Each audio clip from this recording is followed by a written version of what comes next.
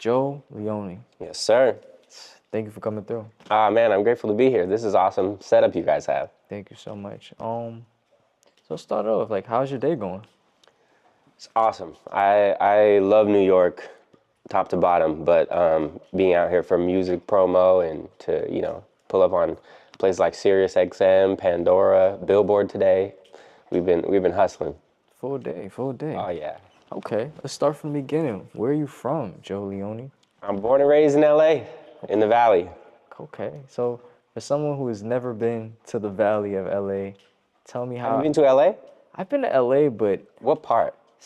I was like Hollywood. I thought That's Hollywood. the Valley. Okay, I Yeah. thought it was gonna be like the movies. No, It's not. not at It's all. not like the movies. No, Hollywood's sketchy. Yeah, it is sketchy. It was really sketchy. I went around COVID time, so it was like, Oh, dude, you gotta try LA again. dude, I got to do another try. Because California during COVID was crazy. So like, you're born and raised in LA, right? In the Valley. So how was it growing up and stuff?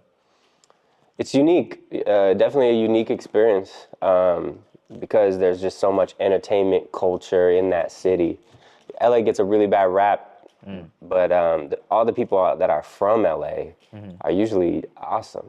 It's just like there's a lot of transplant energy, and because it's tied to entertainment, there's a lot of ideas of who you're supposed to be in that city. You know what I mean? Yeah. Everybody comes with this grandiose idea because they think they're pulling up on Hollywood. Yeah. And then they see Hollywood and they're like, oh, even this is kind of janky. Okay. So it's definitely a unique upbringing. You mature fast, get exposed to a lot fast. Okay. So music was very prevalent. Like, when did you start loving music? My pops is a preacher and like the music director for the church. So I was always singing in church. I started playing keys at 7, guitar in middle school. And then enough people told me that I should try harder at singing. They're like, no, you could do this. You should really care. I can see that. I see that soul in you. Yep. Got that soul. I played the drums in the church all of my life. So, There it is. Yeah. Yep, The best musicians come from church, they say. I agree. And it's true. I know how it comes. So your pops, that's fire. That's cool. Yeah.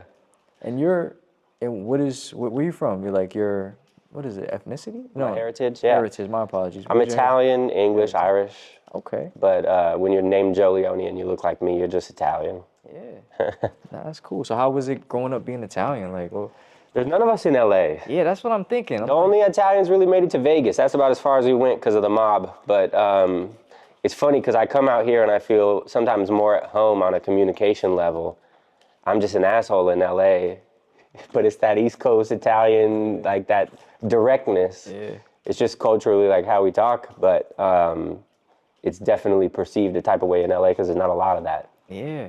Whenever I think of LA, I never think Italian. Nah. I never think. Over in New York, Italians, we talk like OG we're New Italians. York, yeah. I'm like, Yeah. half the culture came from that initial group. I was just watching the Bronx Tale. Just Fire. Yeah. A real New York Italian movie. Yes, that's where my Italian family's from out here. Oh, okay. And then like some of them are now, they were in Boston, Situate, like Okay. Massachusetts area. But my gramps, I'm not gonna snitch on him, but there was reasons why he went west. Understandable. I seen the movies. Yeah, if you know anything, you could do simple math to figure out how I got there. For sure, for sure. Okay, that's cool. So you got a little different story. So like, how's your mental? Like, you seem chill. You seem like a very upbeat person. But mentally, how was your childhood and everything like that? Yeah. Being a PK, I mean, you grew up in the church, so you understand the pressure of like adult religion Yeah, on a child. yeah. You know what I mean? They're not even nailing it. And I'm supposed to have this down pat by 6, 7 years old. For sure, I just found out who Jesus was. How am I supposed to get it right? for sure. So it's definitely a lot of pressure in that environment. A lot of eyes, I can see a that. lot of finger wagging. But usually preachers' kids end up in prison or R&B. So I'm happy with which one I picked. Okay, that's good. So you had a good like growing up in the church. Would you say it was it good? Did you like it? Like, was something like in your current self right now? Yeah. As an older person who's been through it, would you do it again? Would you, if you could have chose where you was, will you be a preacher kid again? You know, Yes, because you have to love what's yours. So I've done a lot of work in therapy, real therapy, like out in the world with difficult conversations and people that are a lot smarter than me. So like I've learned to love that. I think the thing I loved about it that I would absolutely want to do again for at least my kids someday is the exposure to a higher power and something bigger than yourself, but that thing being a connective tissue for all human beings. Okay. Because if you can see God in everybody, and that's like the concept, right? The Trinity, the Holy Spirit lives in us. Yeah. That surpasses, like thinking about that as a kid is powerful because it surpasses all societal norms, all rules, we're not supposed to be friends, I'm not supposed to be here, you're not supposed to be there, you can't love this type of way. But if you grow up knowing that we're all just an extension of God, none of that matters the same way it might if you didn't have that kind of a concept. You know what I mean? That's a cool perspective. I like Yeah. that. Would I put my kids in church? Hell no. I will never press a building on them ever again, but. Okay. So your adult self now, do you still carry, like, do you have the relationship with God, would you say? Yeah. That's good. I'm closer than I was when I was in that building because Happens. it's not based on the rules that these people around me are saying. It's based on the book that they all gave me. And I'm like, look, as far as what this Bible says, Jesus would have been tearing down every one of these churches. You got a good point. He was literally doing it then. I pray the IRS come for them heavy. That's something we see a lot, legalism in churches like that. Legalism? Where people try to put their own rules and try to hold it against other people. Interesting. Similar to, like, the Pharisees were. I call it churchianity, but legalism is an interesting term for it. Yeah, where they try to, because we all, in my opinion, we all at fault, and we're all trying to, like, do better. Yeah, at the same time. I mean, obviously. Do better with grace. Yeah, basically. Yeah. But so let's switch gears a little bit. We all been through stuff in life. What do you think is like a pinnacle part of your life that shaped you, would you say? Like. At the end of 2020, this therapy session, so I hope you don't mind. No, you're asking me real questions. You brought up childhood, so. For sure. The most pivotal moment in recent, other than, all the positive stuff that keeps me upbeat in music and keeps me pushing forward. At the end of the pandemic, my sister took her life. Wow. And at the top of 2021, my mom passed away from like a long-term disease. Wow. All at the same time, I was trying to leave a relationship that I had been in for 5 years. Wow. So like, that is such an enormous, hard reset. In a matter of like 4 months, I lost my sister, my mom, and a 5-year relationship. Wow. And then also in an industry, because I'm an entertainer, and after COVID, you know what I mean? Like, who's singing in a mask? It's not a thing. Yeah. So it was like a really hard reset of like, all right, half my family just is gone now. Yeah. And then how do I even like, how do I go forward? All that stuff was such heavy weight before. It almost feels wrong to now have all this freedom to focus on myself and my career. You know what I mean? Yeah. It's like survivor's guilt in a sense. Yeah. But it also provided like an insane level of presence. Because when you realize just how fragile our time with each other is, I'm cherishing this interaction that we met today because of the way that stuff just, it really rocks your day-to-day understanding of experience. Wow. Well, first and foremost, I want to like send my deepest condolences. Oh, thank you.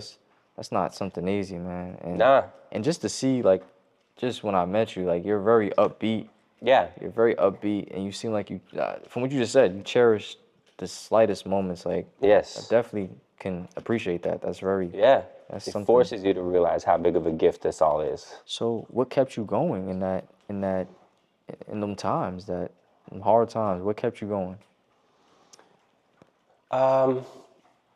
During it, I think I also was lucky enough to have the kind of presence of mind to know that these were the last moments with some of these people, and I was literally fighting for their lives, for lack of better terms. So it was like, I started to kind of get that appreciation then, but after therapy helped me really kind of get back to a center. For sure. And it's a new center, and maybe the first time ever that I have even like emotional and spiritual capability of focusing on that. So I think the community I have around me is incredible in that way, because they kept me going for a lot of it. Wow.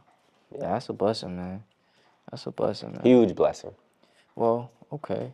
Well, let's switch gears. Let's not dwell on the sadness at times. I told you, I'm like, whatever you want. Careful what you ask me. Nah, for sure. I warned you before we started this. But one last one.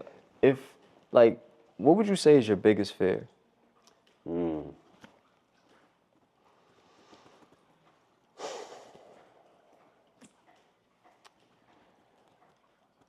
My biggest fear in life, I think my biggest fear would be losing gratitude, losing my ability to just be grateful. Wow. My biggest fear would be lacking the gratitude that I should be carrying at all times for all of this. Wow. Because if you're not, I don't know, it's just that appreciation is something that's super important to me. I can appreciate it. That's a good answer. That's a good answer. Thank God, because I was struggling for a second there. You're going to have to chop the silence. Nah. Nah. All right, switch gears. What's your favorite food? Ooh, Mexican food. I'm from LA. Mexican food. Yes, sir. Well, what's like? Tell me the meal. What you eating? There's a place called Huaraches in North Hollywood that they make the most legit version of it I've ever had in America, maybe. Okay. But, bro, just like a carnitas burrito or you don't have to try too hard with Mexican food. It's all good. You got the accent down good, I speak Spanish. You speak Spanish? Yeah. Wow. You speak I'm Italian? an Italian in LA. Yeah. That's just Mexican out there. Yeah. There's none of us out there, so the closest thing I had, I just look like I'm from Jalisco. They're all Spanish influence. Okay. You speak Italian also? No, just Spanish. Real I know how to say guy. shit my grandpa thought was funny, which is just like cussing and threats. What led you, like, or how'd you even learn Spanish? Well, I was taking it in school. We all take a language in school, sure. but I had jobs all through high school. I'm only like 2 years full time into music. Okay. I've had manual labor jobs my whole life. And so I was studying it in school so that I could graduate on time. I had to take a summer class of Spanish, and then I was working in the Mexican restaurant at night. Mm-hmm. So it was like complete immersion for a summer. Damn, and then that's good. I came back fluent. I'm learning at the moment. It's because over here it's a lot of Dominicans, Puerto Ricans. It's different Spanish. It's different Spanish. Different. I speak Mexican's lingo of Spanish. Would you say it's easier, the Mexican Spanish? Just for me. Okay. It's whichever one you get exposed to first. Out here, you should definitely lean into the island Spanish, because I've been to Puerto Rico, and out there I'm just a tourist. I'll try and pop off in Spanish to them, and then they respond, and I'm like, I got nothing. Nah, I hear that a lot. My girl tells me that all the time, that there's a whole different type of Spanish. It's like a difference between Cajun English and how you and I talk. Okay, makes sense. You know what I mean? Yeah. I'm like, I know you're speaking English, but I have no idea what just happened. For sure. Okay, so let's wrap it up. What's next musically? Musically, the album just came out. It's called Invited. It's everywhere they could get it. And so we got a fun remix coming this summer for something on there. I can't really talk too much about the specifics, but you're definitely going to want to see that one. And then hopefully we tour this project before the year's over. If not, probably top of next year, a big setup to get out there and share this music. Cool, man. All right. Well, it was a pleasure to have you in. Thank you for Likewise. coming through. Thank you, Dan. It's a blessing. Thanks, Joe. Take care. Yo, we said, man. Thank you. Yes, sir. Shall I walk off? Yeah, we good. Give you the walk-off camera.